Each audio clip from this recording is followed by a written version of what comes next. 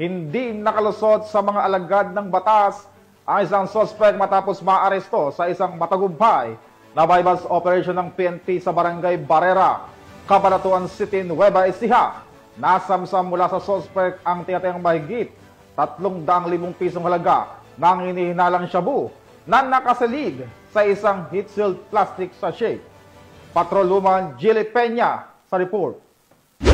Patuloy ang maigting na kampanya ng kapulisan laban sa pinagbabawal na droga matapos makasamsam ng mahigit 375,000 pesos na halaga ng shabu ang mga operatiba ng Cabanatuan City Police Station sa ikinasang bypass operation sa Barangay Barrera, Cabanatuan City, Nueva Ecija.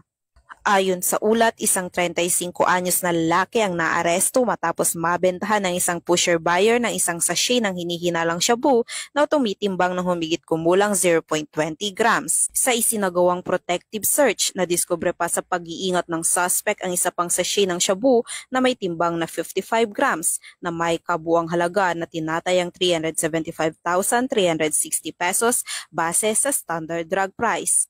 Ang suspect ay kasalukuyang nasa kustodiya ng Cabanatuan City Police Station at sasampahan ng kasong paglabag sa Republic Act 9165 o ang Comprehensive Dangerous Drugs Act of 2002. Pinuri naman ni Police Colonel Harold Dagit L. Bruno, Provincial Director ng Nueva Ecija Police Provincial Office, ang tagumpay ng kanyang mga tauhan at binigyang diin ang kahalagaan ng operasyon sa pagpigil sa pagkalat ng ilegal na droga sa komunidad. Sa pamamagitan ng patuloy na operasyon ng kapulisan, nananatiling matatag ang layunin ng Nueva Ecija PNP na protektahan ang bawat mamamayan at tiyakin ang isang ligtas at maayos na pamayanan sa ilalim ng bagong Pilipinas. Mula dito sa gitnang Luzon, ako ang inyong PNN correspondent, Patrolwoman Jilly Advincula Peña, alagad ng batas, tagataguyod ng Balitang Pulis.